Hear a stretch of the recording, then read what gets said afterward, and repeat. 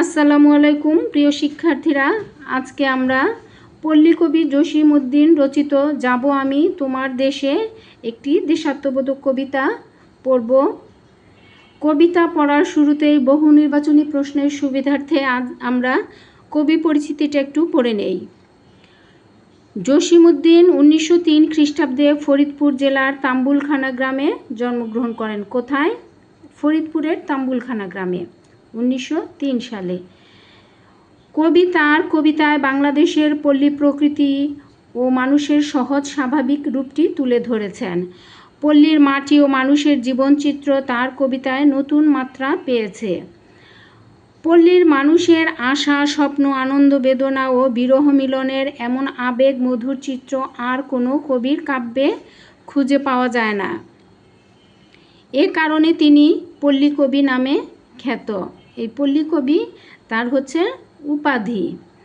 কর্মজীবনের শুরুতে তিনি কিছুকাল ঢাকা বিশ্ববিদ্যালয়ে অধ্যাপনা করেন। পরে সরকারি তথ্য ও প্রচার বিভাগে উচ্চ পদে যোগদান করেন। ছাত্র জীবনেই তার কবি প্রতিভার বিকাশ ঘটে। বিশ্ববিদ্যালয়ে অধ্যয়নকালে তার রচিত কবর কবিতাটি প্রবেশিকা বাংলা সংকলনের অন্তর্ভুক্ত হয়। যখন তিনি ঢাকা বিশ্ববিদ্যালয়ে পড়তেন তখনই তার কবর কবিতাটি বোর্ড বইয়ে অন্তর্ভুক্ত হয়। জসিম উদ্দিনের উল্লেখযোগ্য কাব্যের মধ্যে রয়েছে নকশি কাঁথার মাঠ, সজন বাদিয়ার ঘাট, রাখালি, বালুচর, হাসু, এক পয়সার বাঁশি, মাটির কান্না ইত্যাদি। তার নকশি কাঁথার মাঠ কাব্য বিভিন্ন বিদেশি ভাষায় অনুদিত হয়েছে।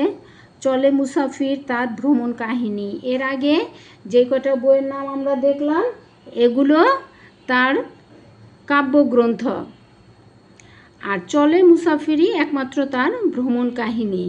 বিশ্বভারতী বিশ্ববিদ্যালয়ে তাকে সম্মানসূচক ডি.লিট ডিগ্রি প্রদান করেন। এছাড়া সাহিত্য সাধনার স্বীকৃতি স্বরূপ তিনি 21 পদক লাভ করেন।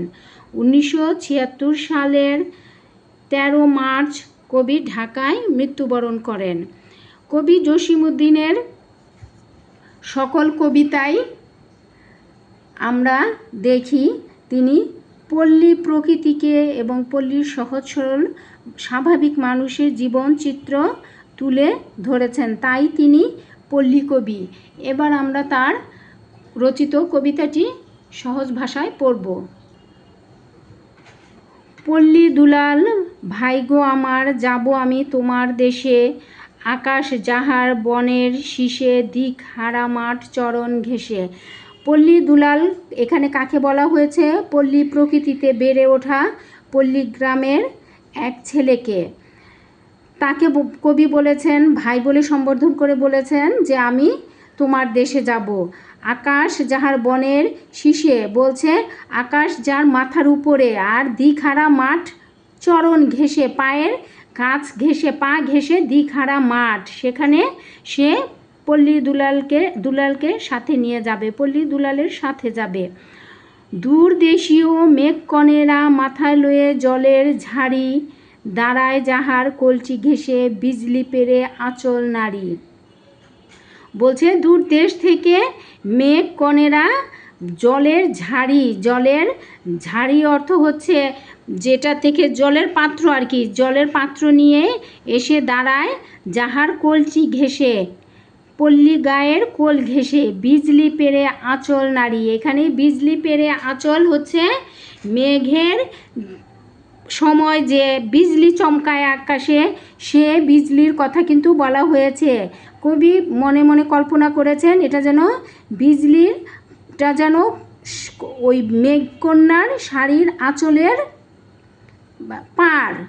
শাড়ির পাড় পেরে আঁচল নারী, সেই আঁচলটাকে নেড়ে ঝেড়ে যেন মেঘকন্যারা মাথায় জলের ঝাড়ি নিয়ে আসে। কোথায়? সে পল্লী গ্রামে। বেতস কেয়ার বনে যেথায় ডাহুক মেয়ে আসতো আসর মাথায়।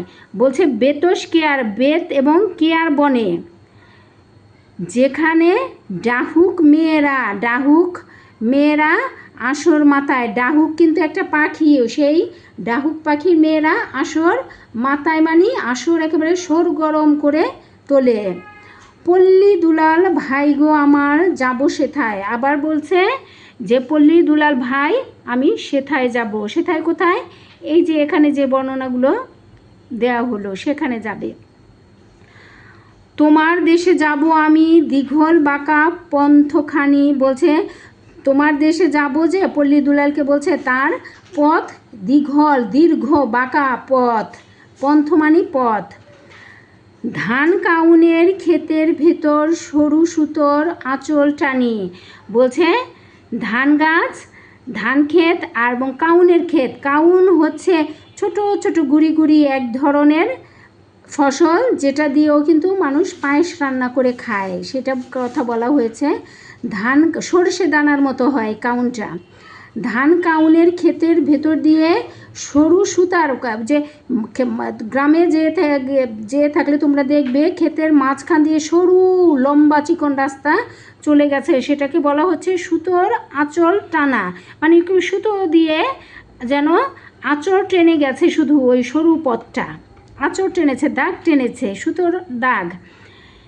গিয়াছে সে হাবা মেয়ের এলো মাথার সিথির মতো, বলছে ওই পথটা ধান কাউনের ক্ষেতের ভিতর দিয়ে যে সরু সুতা যেমন আঁচড় দাগ টেনে গেছে, সেটা কেমন গিয়েছে?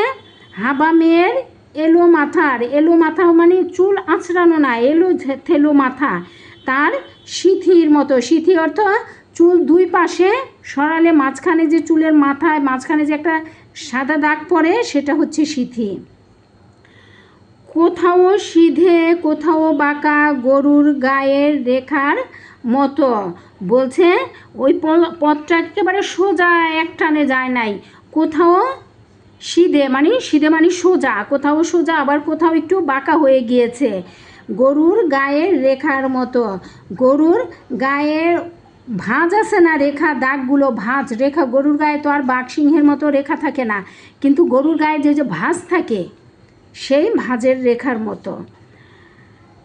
গাজনতলির মাঠ পেরিয়ে শিমুলডাঙ্গা বনের বায়ে, কোথাও গায়ে রোদ মাখিয়া ঘুমায়ে গাছের ছায়ে, বলছে গাজনতলির মাঠ একটা জায়গার নাম বলা হচ্ছে, যে মাঠের নাম গাজনতলির মাঠ, সেই মাঠটাকে পার হয়ে শিমুলডাঙ্গা বন বায়ে রেখে, শিমুলডাঙ্গা মাঠ পার হতে শিমুলডাঙ্গা বনটা বায়ে থাকবে, হাতের বাঁদিকে থাকবে।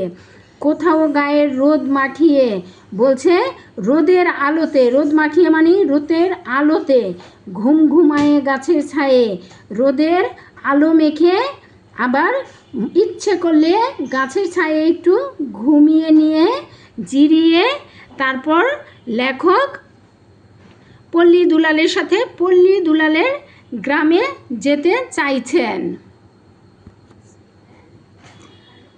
তাহার পরে মুঠি ছড়িয়ে দিয়ে কদম কলি কোথাও মেলে, বনে পাতা গ্রাম্য মেয়ে যায় যে চলি, বলছে তাহার পরে কি, তাহার এটা কোন তাহারকে বলা হয়েছে?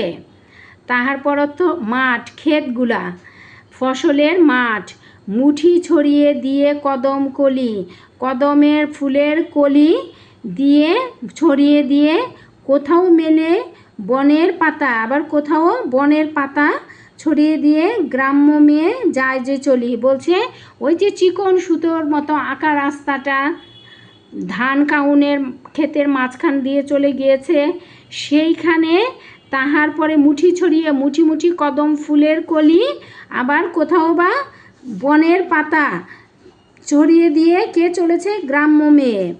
সে পথ দিয়ে যাব আমি পল্লী দুলাল তোমার দেশে, নাম না জানা ফুলের সুবাস বাতাসেতে আসবে ভেসে, বলছে পল্লী দুলাল ভাই আমি তোমার সাথে সেই গ্রামে যাব, নাম না জানা অনেক ফুলের সুবাস বাতাসে ভেসে আসবে। তোমার সাথে যাব আমি পাড়ার যত দস্যি ছেলে, তাদের সাথে দল বাঁধিয়া হেথায় সেথায় ফিরবো খেলে। বলছে পল্লী দুলাল তোমার সাথে আমি যাব তোমার গ্রামে, সেখানে যে দস্যি ছেলেরা রয়েছে, দুরন্ত ছেলেরা রয়েছে, তাদেরকে দস্যি বলা হয়েছে, দুরন্ত ছেলেদের, তাদের সাথে দল বেঁধে এখানে সেখানে লেখক ঘুরে বেড়াবেন। ধল দিঘিতে সাঁতার কেটে আনবো তুলে রক্তকমল, শাপলা লতায় জড়িয়ে চরণ, ঢেউয়ের সাথে খাবো যে দোল। বলছে ধল দিঘি, এখানে বড় দিঘির কথা বলা হয়েছে। সেই ধল দিঘিতে সাঁতার কেটে রক্তকমল লেখক তুলে নিয়ে আসবেন ওই দুষ্টু ছেলেদের সাথে, যে শাপলা লতার জড়িয়ে চরণ, ঢেউয়ের সাথে খাবো যে দোল। বলছে শাপলা তো নদীতে হয়, তাই না, দিঘিতে হয়, দিঘিতে শাপলা বেশি ফোটে, পদ্ম ফুল, সেই শাপলার যে লতা, সেই লতার সাথে হয়তো পা জড়িয়ে যাবে এবং তখন কি করব, এগিয়ে আসতে পারবো না, ওই ঢেউয়ের সাথে তখন যেন দোল খাবো।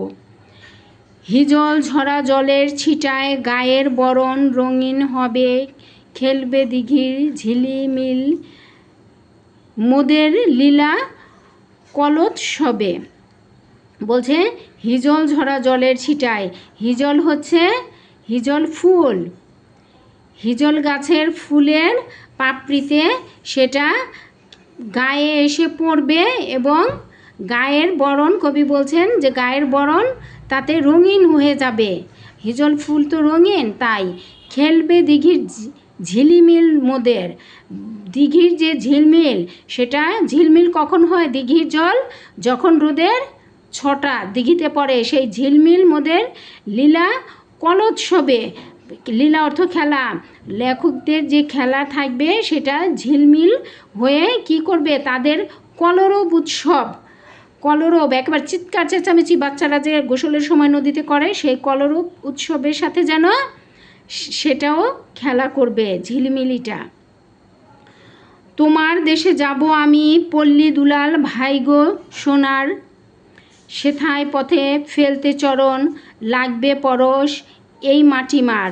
বলছে পল্লী দুলাল ভাই, আমি তোমার সাথে যে তোমার দেশে যাব, সেখানে সোনার ছেলে বলা হয়েছে ভাইকে, আবার পল্লী দুলালকে,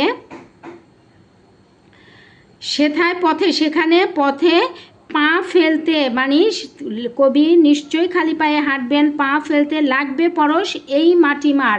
বলছে এটা কিন্তু একটা গুরুত্বপূর্ণ লাইন, যে এই আমার যে মা মাটি, এই মা মাটির পরশ তখন আমার পায়ে লাগবে।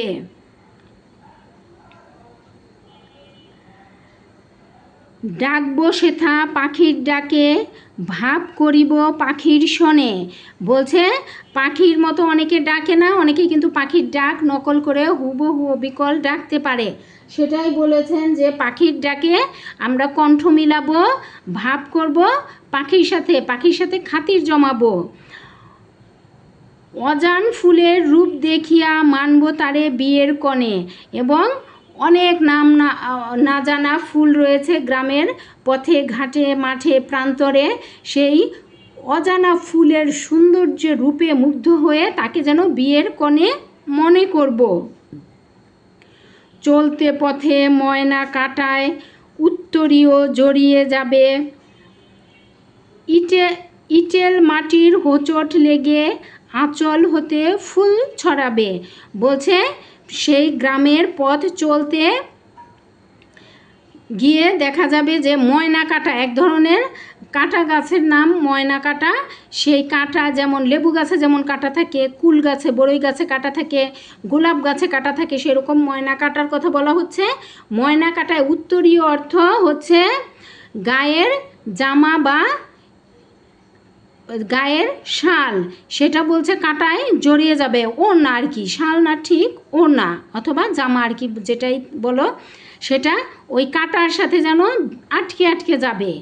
ইটেল মাটি হচ্ছে এঁটেল মাটি, এখানে এরকম একটা বানান আছে ইটেল, কবি নিজে লিখেছেন, এটাকে চেঞ্জ করা যাবে না, কবিতা প্রশ্নের উত্তরও তোমরা কিন্তু বানানটা এভাবে লিখবে। আসলে এঁটেল মাটি, এঁটেল মাটি একটু শক্ত হয়, তাই এঁটেল মাটিতেও হোঁচট লেগে আঁচল হতে ফুল ছড়াবে, যে ফুলগুলো তারা আগে কুড়িয়ে রাখবে আঁচল ভরে, সেগুলো ওই যে হোঁচট খেয়ে পড়ে যাওয়ায় ফুলগুলো ছড়িয়ে পড়বে। পল্লী দুলাল যাব আমি তোমার দেশে। সে আবারও বলছে যে পল্লী দুলাল ভাই আমি তোমার দেশে যাব। তোমার কাঁধে হাত রাখিয়া ফিরব মোরা উদাস বেশে। বলছে গ্রামের ছেলেদের কিন্তু এক ধরনের স্বভাব আছে, তারা কাঁধে হাত দিয়ে একবার 4 জন 5 জন 7 জন তারা একেবারে কাঁধে হাত দিয়ে সব একসাথে ঘুরে বেড়ায়, হেঁটে বেড়ায়। এমনও দেখা যায় তারা যখন যে উপরে সাঁকো বা সেতু থেকে যখন নিচে নদীতে লাফ দেয়, তখনও দুষ্টু ছেলের দল কী করে, একজন আরেকজনের কাঁধ ধরে একসাথে লাফিয়ে নদীতে পড়ে। সেটাই বলছে তোমার কাঁধে হাত রেখে ফিরবো মোরা উদাস বেশে। উদাস বেশ মানে কি, একেবারে উদাস হয়ে, কোনো চিন্তা নাই, ভাবনা নাই, কোনো কিচ্ছু নাই, যেমন খুশি তেমন যেদিকে খুশি সেদিক চলে যাবে উদাস হয়ে।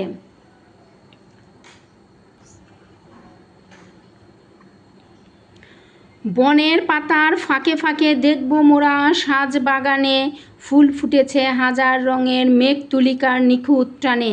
বলছে বনের যে পাতা, এমন ঘোর জঙ্গল থাকে যে পাতার ফাঁকে ফাঁকে উপরের দিকে দেখা যায়, দেখব মোরা সাজ বাগানে। বলছে বাগানে আমরা দেখব, পাতার ফাঁকে ফাঁকে সাজ বাগানে আমরা দেখব ফুল ফুটেছে হাজার রঙের মেঘ তুলিকার নিখুঁত টানে। বলছে সেই বাগানে যেন হাজার হাজার ফুল, তার রঙও হাজার হাজার রকমের, যে সেই হাজার হাজার রঙের হাজার হাজার ফুলে বাগান যেন সে যে আছে মেঘ তুলিকার নিখুঁত টানে। মেঘ আঁকতে যে তুলি লাগে, রং তুলি, সেই তুলির যেন নিখুঁত টান, মানে অতি সুন্দর নিখুঁতভাবে সেটা আঁকা রয়েছে। গাছের শাখা দুলিয়ে আমি পারবো সে ফুল মনের আসে, উত্তরীয় ছড়িয়ে তুমি দাঁড়িয়ে থেকো বনের পাশে। বলছে গাছের শাখা মানে গাছের ডাল, শাখা অর্থ হচ্ছে ডাল, দুলিয়ে আমি পারবো সে ফুল মনের আসে, মনের আশা মিটিয়ে উল্লাসে, মনের উল্লাসে আনন্দে সেই গাছের শাখা দুলিয়ে দুলিয়ে আমি ফুল পারবো। আর তুমি তোমার ওড়না, গায়ের ওড়না দিয়ে সেটা পেতে দাঁড়িয়ে থেকো যাতে ফুলগুলো গায়ের ওড়নার মধ্যে পড়ে। যে ঘাটেতে ভরবে কলস গায়ের বিভোল পল্লীবালা, সে ঘাটেরই এক ধারেতে আসবো রেখে ফুলের মালা। ওই যে ফুলগুলো গাছের শাখা দুলিয়ে যে ডাল দুলিয়ে ফুল পারবে, সেই ফুল দিয়ে কবি মালা গাঁথবে। মালা গেঁথে সেই মালা কি করবে, যে ঘাটে গায়ের বিভোল মেয়েরা, পল্লীবালারা, গায়ের পল্লী মেয়েরা ঘাটে জল ভরতে আসে কলস কাঁখে নিয়ে, সেই ঘাটের এক পাশে রেখে আসবে। কেন রেখে আসবে, তারা যাতে মনে করে এগুলো ফুলগুলোর মালাগুলো কেউ ভুলো মনে এখানে রেখে গেছে, সেই ফুলগুলো পরবর্তীতে মেয়েরা নিয়ে গলায় পরবে, এই আশায়। দিঘির জলে ঘট বুড়াতে পথে পাওয়া মাল্যখানি কুড়িয়ে নিয়ে ভাববে ইহা রেখে গেছে কেই না জানি। ওই যে দিঘির জলে ঘট অর্থ হচ্ছে কলস, ঘটি আর কি, বুড়াতে মানে ভরতে, পথে পাওয়া মাল্যখানি, ওই যে এক পাশে রেখে আসবে ঘাটের এক পাশে, মাল্যখানি মানে মালাটি কুড়িয়ে নিয়ে ভাববে ইহা রেখে গেছে কেই না জানি, কেউ মনের ভুলে রেখে গিয়েছে। চেনে না তার হাতের মালা হয়তো সেবা পরবে গলে। বলছে চেনে না যে কার হাতের মালা এটা, তাকে সেটা তারা চিনে না, তারপরও হয়তো সেই মালাটা গলায় পরবে। আমরা দুজন থাকবো বসে ঢেউ দোলা সেই দিঘির কোলে। বলছে কবি এবং পল্লী দুলাল ভাই দুজন মিলে সেই দিঘির এক কোণে বসে থাকবে এবং এই দৃশ্য তারা দেখে আনন্দ উপভোগ করবে। চারপাশেতে বনের সারি এলিয়ে শাখার কুন্তল ভার। বলছে চারপাশেতে বনের সারি, ওই চারোদিকে যেন বনের সারি, এলিয়ে শাখার কুন্তল ভার। শাখা মানে হচ্ছে গাছের ডাল, কুন্তল মানে হচ্ছে চুল।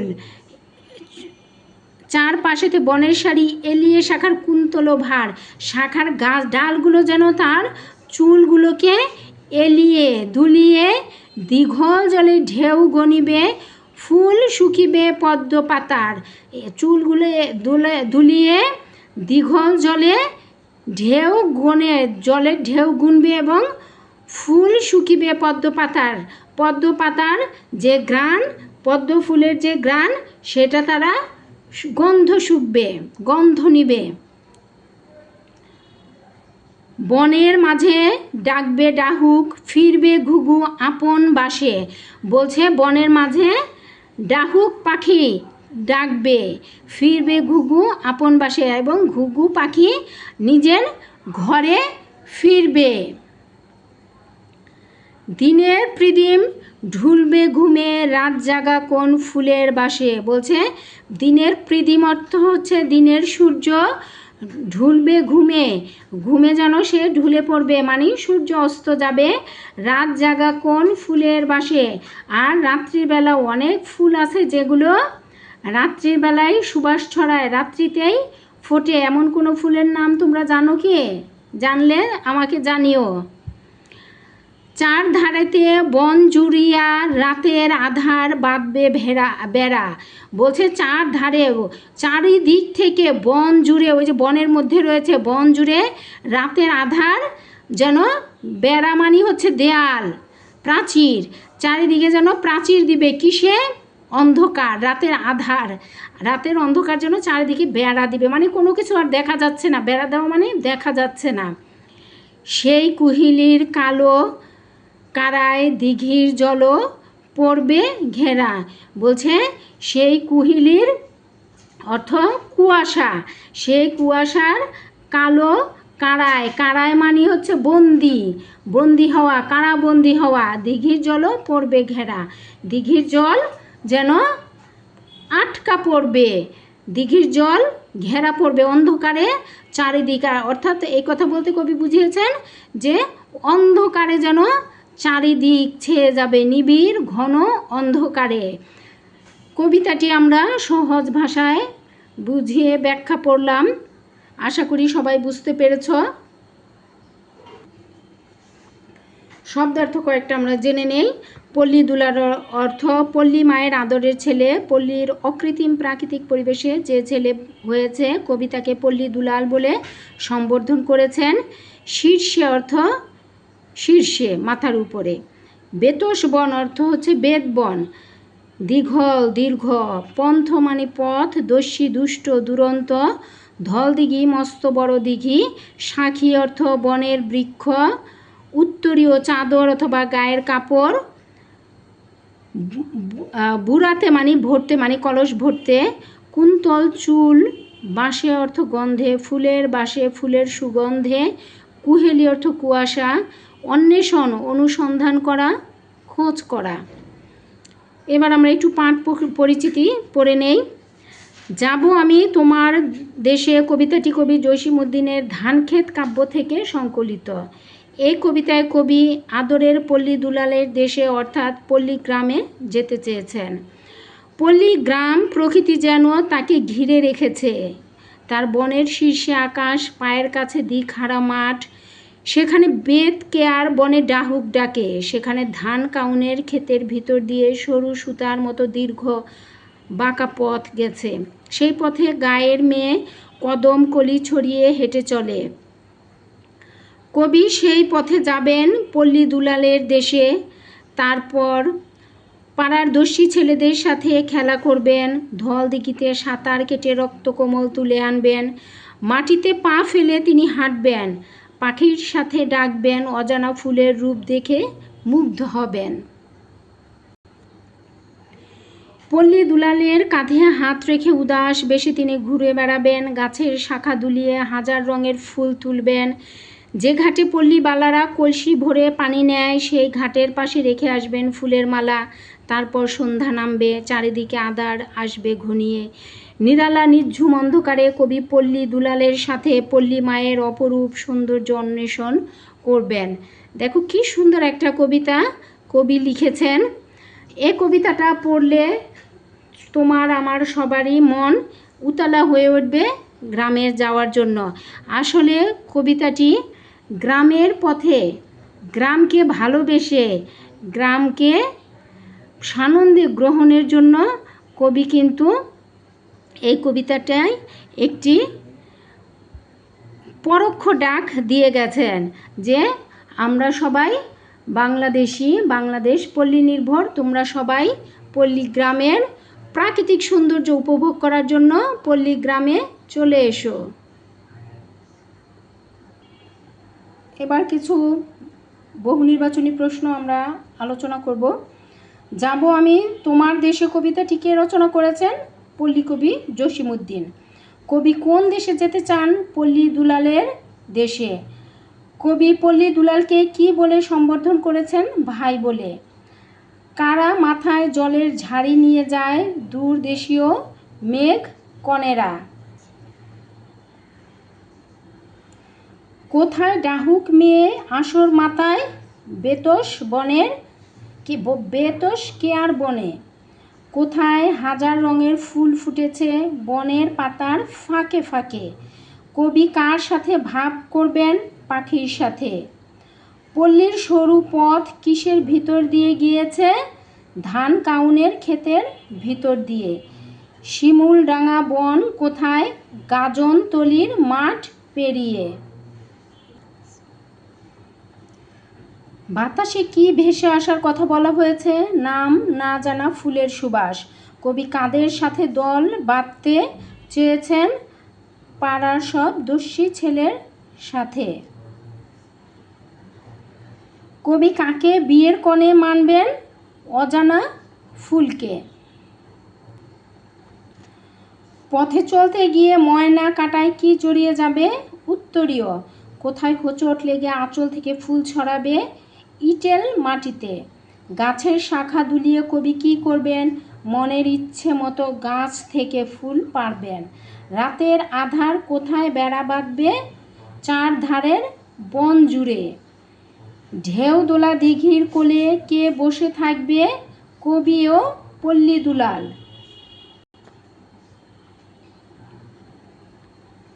কবি কোথায় ফুলের মালা রেখে আসবেন? কবি দিঘির ঘাটের একদিকে ফুলের মালা রেখে আসবেন। ঘুঘু কোথায় ফিরবে? আপন আবাসস্থলে। পল্লী গ্রামের বনের শীর্ষে কি থাকবে? আকাশ। পল্লী গ্রামের কোথায় দিকহারা মাঠ রয়েছে? পল্লী গ্রামের পায়ের কাছে। পল্লী গ্রামের পথে গায়ের মেয়েরা কি ছড়িয়ে হাঁটে? কদমকলি। কবি কোথায় সাঁতার কাটবেন? ধল দিঘিতে কবি সাঁতার কাটবেন। কবি কিসের রূপ দেখে মুগ্ধ হবেন? অজানা ফুলের রূপ। নিরালা নিঝুম অন্ধকারে কবি কি করবেন? পল্লী দুলালের সাথে পল্লী মায়ের অপরূপ সৌন্দর্য অন্বেষণ করবেন। এটাই কিন্তু কবিতার মূল কথা। জসিমউদ্দিন রচিত যাব আমি তোমার দেশে কবিতায় মূলত এটি একটি নতুন, তোমাদের এর আগে এই কবিতা পাঠ্য ছিল না, এবার নতুন তোমাদের জন্য পাঠ্য করা হয়েছে, যার কারণে এখান থেকে কিন্তু কোনো বছর কোনো বোর্ড প্রশ্ন আসেনি। তোমরাই প্রথম, কাজে তোমাদের একটু ভেবেচিন্তে সেরকম ভালো করেই পড়তে হবে। দেখো এখানে আমি কিছু গুরুত্বপূর্ণ প্রশ্ন লিখেছি, কিন্তু এর প্রায় সবগুলোই একই রকম। এই যে দেখো, বাংলার প্রকৃতির প্রতি আকর্ষণের স্বরূপ। বাংলার প্রকৃতির প্রতি আকর্ষণের স্বরূপ। পল্লী গ্রামের প্রতি আকর্ষণের স্বরূপ। পল্লী গ্রামের সৌন্দর্য অনুধাবনের ভাবনা। স্বদেশ প্রেমে উদ্বুদ্ধ হওয়ার চেতনা। বাংলার পল্লী গ্রামের স্বরূপ। সবই কিন্তু একটা প্রশ্ন, মূলত শুধু এর একটু গুছিয়ে লিখতে হবে। একটাই প্রশ্ন ঘুরিয়ে ফিরে নানানভাবে আসতে পারে, তোমাদের ভয়ের কিছু নাই, একটা প্রশ্নই। এখানে স্বদেশ প্রেমে উদ্বুদ্ধ হওয়ার চেতনা, এটা একটু ভিন্ন রকম, কিন্তু মূলত সব প্রশ্নগুলোই একই। তো বাংলার প্রকৃতির প্রতি আকর্ষণের স্বরূপ, পল্লী গ্রামের প্রতি আকর্ষণের স্বরূপ, পল্লী গ্রামের সৌন্দর্য অনুধাবনের ভাবনা, স্বদেশ প্রেমে উদ্বুদ্ধ হবার চেতনা, বাংলার পল্লীগ্রামের স্বরূপ। এটা বাদ দিয়ে আমি এই 4টা প্রশ্ন একই ধাঁচের প্রশ্ন, ঘুরে ফিরে আসলে ভয়ের কিছু নাই। আচ্ছা, এই প্রশ্নগুলো আসলে আমরা কিভাবে গুছিয়ে লিখব? পল্লী কবি জসীমউদ্দীন রচিত যাব আমি তোমার দেশে কবিতাটি শিক্ষার্থীদের মধ্যে গ্রামীণ প্রকৃতির বিচিত্র রূপ ও পরিবেশ সম্পর্কে ধারণা সৃষ্টির মাধ্যমে দেশাত্মবোধ জাগ্রত করতে কবি চেয়েছেন। যেখানে বনের মাথায় থাকা আকাশ, আকাশে থাকা মেঘ, পায়ের কাছে পড়ে থাকা দিকহারা মাঠ, প্রকৃতির নানা অনুষঙ্গ উঠে এসেছে।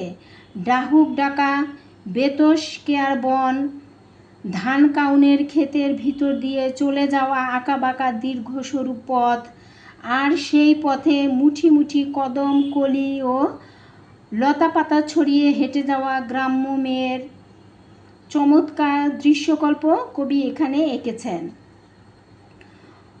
তিনি বর্ণনা করেছেন শাপলা ফোটা পদ্ম পুকুর, পুকুরের জলে আনতে যাওয়া পল্লী বালিকাদের কথাও। সর্বোপরি ছায়া ঢাকা আর পাখি ডাকা পল্লী গ্রামের শাশ্বত রূপকে কবি এখানে ফুটিয়ে তোলার নিপুণ দক্ষতার পরিচয় দিয়েছেন।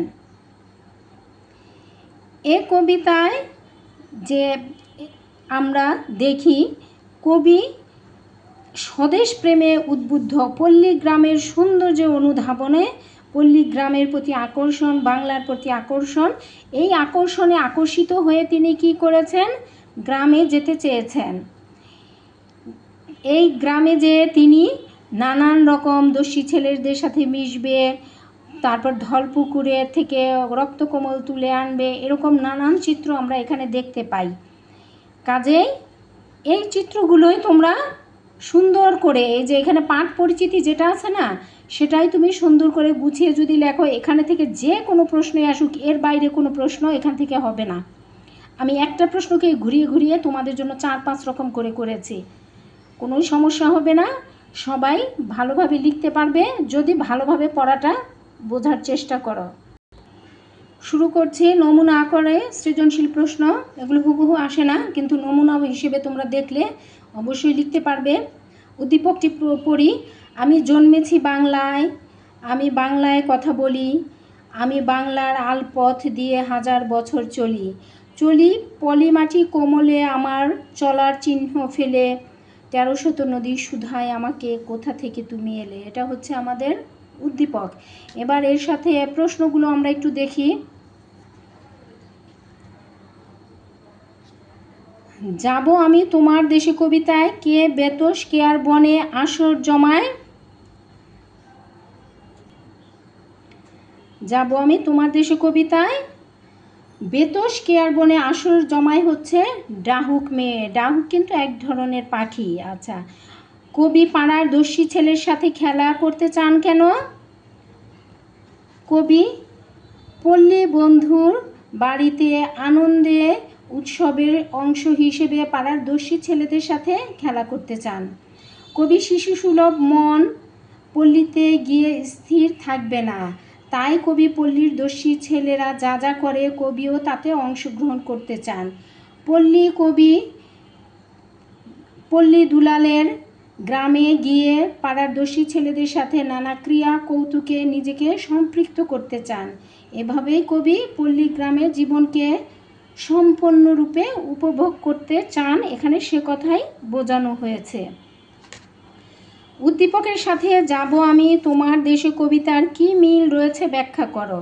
এখানে কিন্তু কবি বলছেন কবি বাংলায় জন্মেছেন, বাংলায় কথা বলেন, এই বাংলার আলপথ দিয়ে 1000 বছর চলেছেন, এবং এইসবই আর কি কে তাকে শেষ পর্যন্ত শুধাচ্ছে যে 13শত নদী যে তুমি কোথা থেকে এলে। উদ্দীপকের সাথে যাব আমি তোমার দেশে কবিতার কবির স্বদেশ প্রেমের মিল, যথেষ্ট মিল খুঁজে পাওয়া যায়। যাব আমি তোমার দেশে কবিতায় কবি পল্লী বন্ধুর বাড়িতে গ্রামে যাবেন, নানা সৌন্দর্যে মুগ্ধ হবেন, নানা ক্রিয়া কৌতুকে মেতে উঠবেন, গ্রামে খোলা মাঠ, ঘাস ফড়িং, নৌকা, দিঘি, ফুল ফল কোনো কিছুরই অভাব নেই। প্রকৃতি যেন ঘিরে রেখেছে পল্লীকে, যার বনের শীর্ষে আকাশ আর পায়ের কাছে দিকহারা খোলা মাঠ। সেখানে বেত কেয়ার বনের ডাহুক পাখি ডাকে, ধান কাউনের ক্ষেতের ভিতর দিয়ে সরু সুতার মতো পাকা রাস্তা। আর উদ্দীপকে কবি এই বাংলায় জন্মগ্রহণ করেছেন। বাংলার ইতিহাস ঐতিহ্যকে তিনি অন্তরে ধারণ করেছেন। হাজার বছর বাঙালি জাতির পরিচালনায় তিনিও পথ পরিক্রমায় সঙ্গী হয়েছেন। বাঙালির ঐতিহ্যগত পরিচয়ের সাথে কবির স্বদেশপ্রেম একাকার হয়ে গেছে। তাই বলা যায় যে উদ্দীপকে এবং যাব আমি তোমার দেশে কবিতার মাঝে স্বদেশ প্রেমের মিল দৃশ্যমান। ঘয়ের প্রশ্ন দেখি এবার। উদ্দীপকটি যাব আমি তোমার দেশে কবিতার পূর্ণ ভাব প্রকাশ করে না, বিশ্লেষণ করো। হ্যাঁ, এখানে আমরা বুঝতেই পারছি এখানে শুধু স্বদেশ প্রেমের অংশটা এসেছে, বাকিটার আসে নাই। আচ্ছা, কিভাবে আমরা গুছিয়ে লিখব দেখো। উদ্দীপকটি যাব আমি তোমার দেশে কবিতার সম্পূর্ণ ভাবের প্রকাশ করে না। মন্তব্যটি যথার্থই। যাব আমি তোমার দেশে কবিতায় কবি ছুটে যেতে চান পল্লী বন্ধুর গ্রামের বাড়িতে, যেখানে রয়েছে অফুরন্ত সৌন্দর্যের প্রাকৃতিক ভাণ্ডার। এখানে পল্লীর নানা রূপ বৈচিত্র্যের অপরূপ দৃশ্যের বিবরণ দেখা যায়। পল্লীর প্রকৃতি যেন অনন্য, বনের শীর্ষে আকাশ, পায়ের কাছে মাঠ। বেত কেয়ার বনের ডাহুক ডাকে, ধান কাউনের মাঝে ক্ষেতের মাঝখান দিয়ে বয়ে গেছে সরু সুতার মতো পথ। সে পথে গ্রামের মেয়ে কদমকলি ছড়ায়, সেখানে তিনি দস্যি ছেলেদের সাথে খেলা করবেন, ধল দিঘিতে সাঁতার কাটবেন, পাখির সাথে ডাকবেন, অজানা ফুলের গন্ধে মুগ্ধ হবেন। উদ্দীপকে বর্ণনা মতে কবি এদেশে জন্মগ্রহণ করেছেন, তিনি বাংলা ভাষায় কথা বলেন, বাঙালির হাজার বছরের ঐতিহ্য পরিক্রমায় তিনি অবিচ্ছেদ্য অংশ। অন্যদিকে যাব আমি তোমার দেশে কবিতায় প্রকৃতির যে বিস্তৃত বিবরণ পাওয়া যায় তা উদ্দীপকের কবিতায় পাওয়া যায়। আলোচ্য কবিতায় পল্লী প্রকৃতি, গ্রামীণ জীবনযাত্রার বর্ণনার আলোচ্য কবিতাটিতে পল্লী প্রকৃতি আর গ্রামীণ জীবনযাত্রার বর্ণনা রয়েছে। তবে উদ্দীপকে লক্ষ্য করা যায় কেবল স্বদেশের শিকড়ের গভীরে নিজের অস্তিত্ব খোঁজার প্রয়াস। সার্বিক বিচারে বলা যায় স্বদেশ প্রেমের অনুভূতি উদ্দীপক কবিতায় প্রকাশিত হলেও উভয়ের মাঝে বিষয়বস্তুগত পার্থক্য রয়েছে। পল্লী প্রকৃতির সাথে অন্তরঙ্গতার দিকটি কবিতায় ফুটে উঠলেও উদ্দীপকে তা অনুপস্থিত।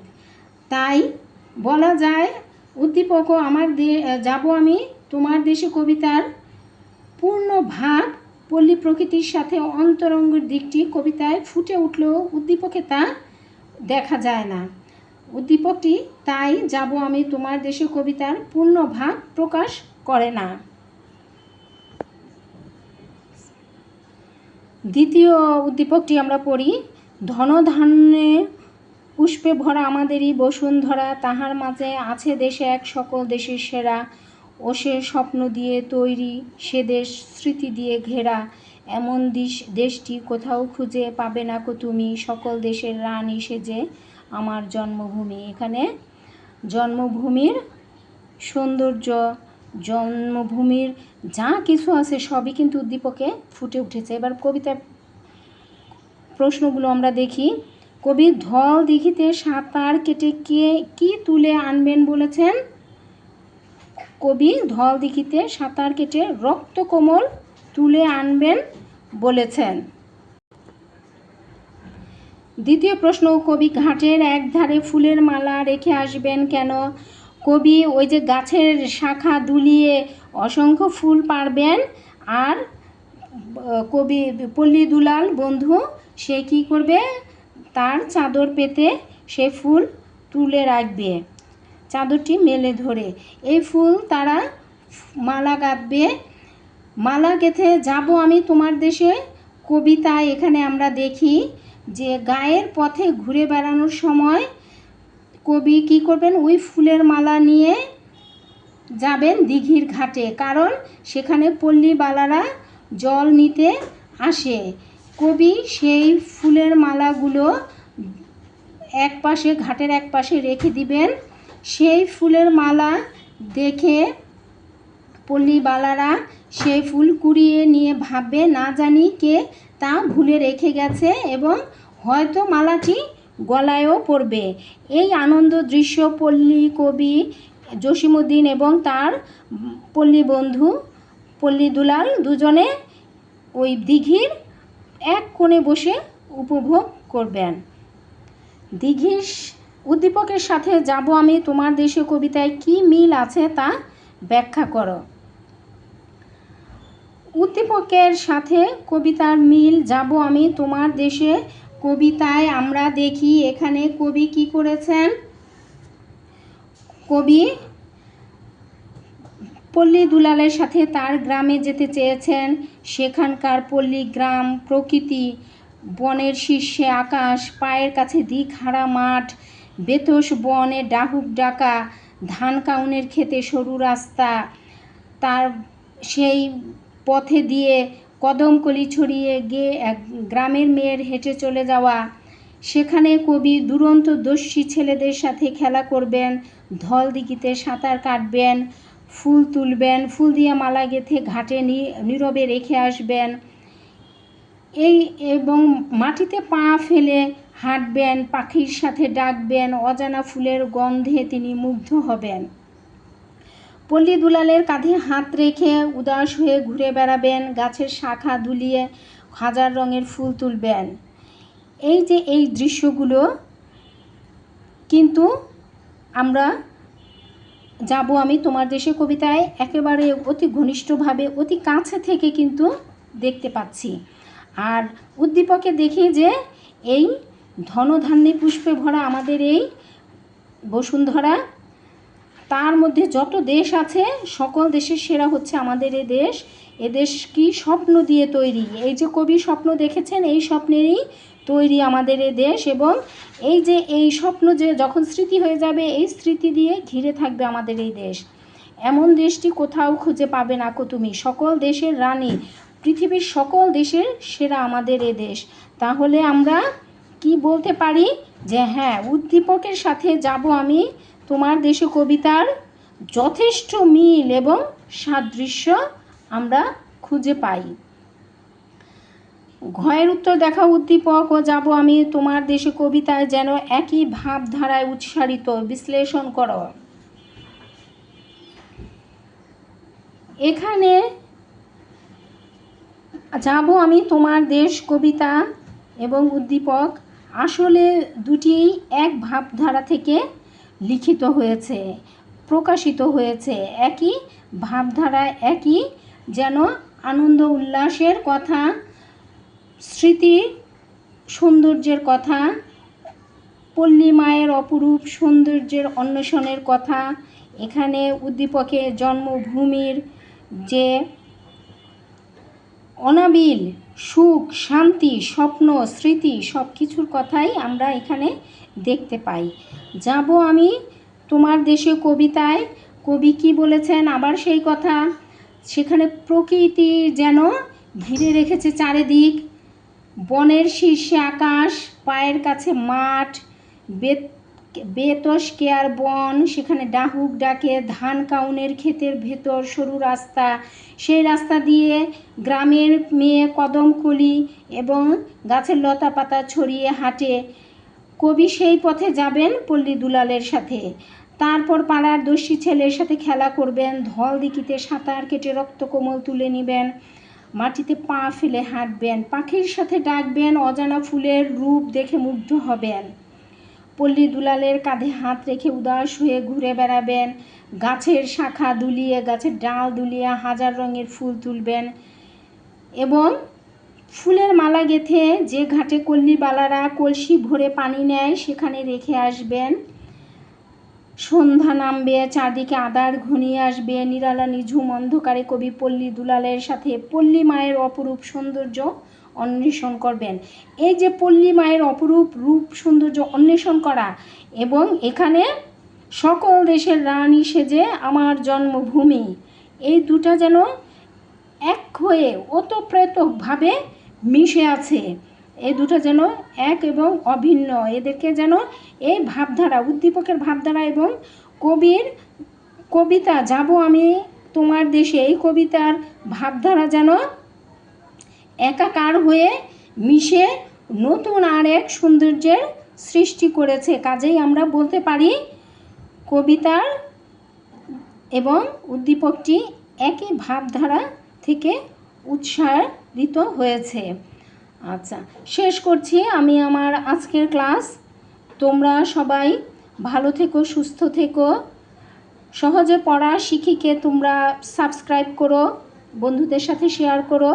তোমাদের কোনো মতামত থাকলে জানিও। ধন্যবাদ সবাইকে। আসসালামু আলাইকুম।